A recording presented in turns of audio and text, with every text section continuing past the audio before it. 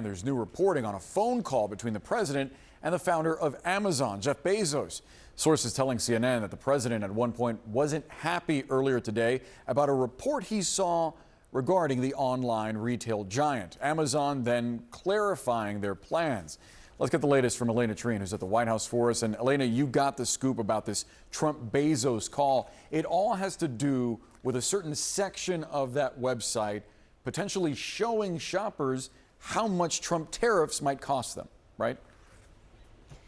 That's exactly right. So essentially, I'll just give you the breakdown of how this played out as, it is according to the senior White House officials I spoke with on this. Essentially, there was a story published this morning by Punchbowl News that said Amazon was considering to show the cost of tariffs on Amazon's website next to its prices to show the breakdown of how much more the tariffs were making these products cost. That was something that then one senior White House official who I spoke with called President Trump about directly to inform him of it. Now, this is what one of those officials told me the response was. They said, quote, "Of course he was pissed. Why should a multi-billion-dollar company pass off costs to consumers?"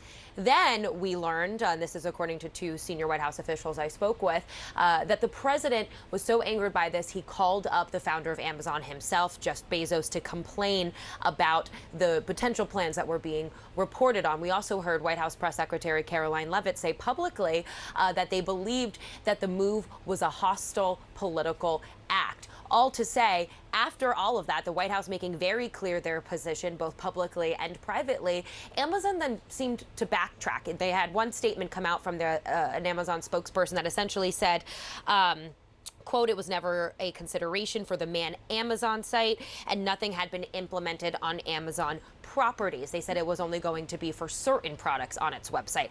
But then when I reached out to Amazon, they sent me a different statement saying it was their latest version of it. And essentially it added and made clear that it was never approved and not going to happen. So I think it's just a pretty remarkable story, really, of how this all played out. And really, I think the bottom line here is it shows that this White House did not want the tariff prices and the cost of these tariffs being shown. They were also, really taking issue with the fact that some of the costs of the tariffs could be passed on from Amazon to consumers. And Elena, on the auto tariffs and the president's event tonight, what should we expect? Yeah, look, this is something that we heard confirmed this morning from Treasury Secretary Scott Bessent. Essentially, the president is going to be signing a new executive order today. We're told he'll sign it on board Air Force One as he travels to Michigan for his rally to mark his first 100 days in office. And essentially, the order is going to ease some of the tariffs on automakers. Now, I was told in my conversations with White House officials that this came after the president had spoken on multiple occasions with different CEOs of the major automaker companies. And this is something as well we heard Scott Bessent said that they want to try and help these automakers. They want to encourage them and motivate them to bring manufacturing to the United States. And in order to do that, they might have to soften the impact of some of the tariffs that we're seeing the president roll out. Now, this executive order, some Commerce Department officials walked through some of the details with reporters. It's very wonky, but I want to give you kind of the 50,000-foot view, Boris. Essentially, the 25% tariff on imported cars still remains, and that's going to continue remain. There's also going to be a new tariff going into effect this week, and another 25% tariff on parts, auto parts coming into the United States. However, this new order will give the ability for some of these automakers to get reimbursed for some of the 25% tariffs, but then also they really are looking at trying to prevent domestic-made cars in the United States from being tariffed in the same rate that auto cars would be tariffed, as well as the foreign parts of different tariffs, even in domestically produced cars. All that to say, it's very complex, but it's clear what they're trying to do here. They're trying to ease the impact that some of these automakers are feeling, and really their bottom line goal is to encourage manufacturing in the United States. That's the bottom line with what they're trying to do here, and you are seeing the stock market respond kind of favorably to the news of this, Boris. Elena Treen live for us at a noisy White House. Sounds like a plane overhead. Elena, thank you so much. This Amazon White House spat over what Amazon is now saying was just this kind of idea that was being discussed to list tariff upcharges on some Amazon haul products. What do you think just about the idea of this, about letting consumers know what a tariff policy is costing them?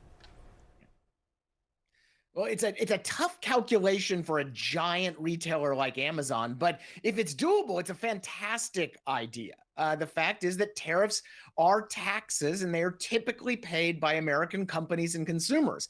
Any bit of sunlight that we can shed on that tax would be a good thing, because typically tariffs are hidden. They're hidden in the supply chains. They're paid at the border. That's one reason why politicians like tariffs. They're a very seductive tool because consumers don't typically see them. So if we could shed some light on it, that'd be pretty great, but it's not an easy calc.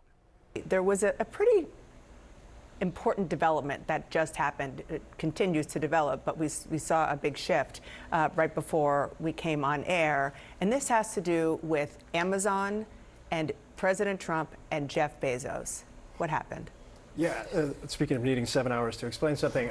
So Punchbowl News, our great friends and colleagues over at Punchbowl News broke the story this morning that one of the offshoot websites of Amazon was going to post the price differential based on tariffs on the website so consumers would see it. You've actually seen companies do this in the past with inflation prices, those things like that. Trump, according to our colleague Elena Treen, with great reporting, picked up the phone and called Bezos, who he's gotten increasingly close with over the course of the last several months, was very upset about what happened. Now Amazon is saying that is not under consideration. It will not be implemented. They backed off. And I think there's a bigger picture here that's important to note. Trump has a level of authority and influence over the business community that he never had before now. Mm-hmm. The problem in this specific case is Amazon is one of hundreds of thousands of companies that are trying to grapple with, okay, do we eat these prices? Do we pass them on to consumers? How do we kind of deal with this going forward? And it would become a game of whack-a-mole to be able to knock out every single company and jawbone them away from doing that. It's just kind of getting to the uncertainty idea right now. The underlying economy is good. The numbers are still good. Inflation is good, wages are good, jobs are good.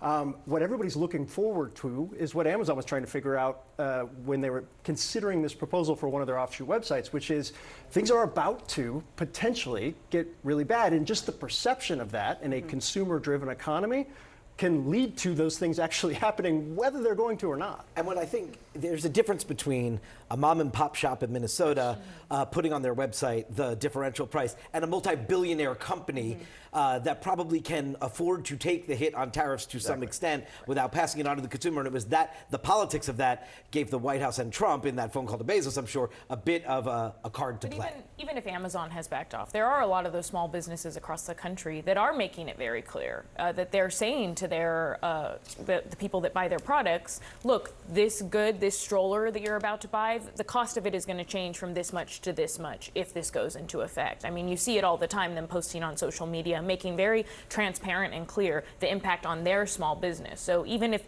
the massive retailers don't say it, the voters are seeing it, which is why they're so scared about the tariff. I do want to ask you about what was a big story today, the White House calling what was initially reported as Amazon tariff upcharges on some products. They call that hostile. Amazon has since said it was an idea discussed and never approved for Amazon Haul, which is its Shein and Temu competitor. But what do you think about that bigger issue of letting consumers know what a president's policy is costing them? Listen, Brianna, free trade for the last 35 years has really meant unfair trade. The president has come in, and look, none of us are necessarily happy about some of the market conditions and all. As we've seen, though, the markets have largely come back. They're still down about 4 or 5%, but they've come back. We needed this correction. We needed it desperately for the short term and the long term. You saw some of the numbers. Those weren't fictitious. 60, 70% tariffs in India versus 4% here in the United States. So what about this idea of an upcharge, like breaking down the transparency in pricing? Right.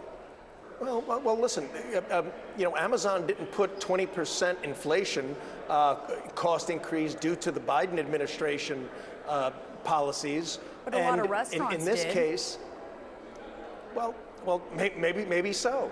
But in this case, I just wonder if Amazon is also going to put, when they start selling a lot more in India, hey, thanks, President Trump, we're now selling much more in India.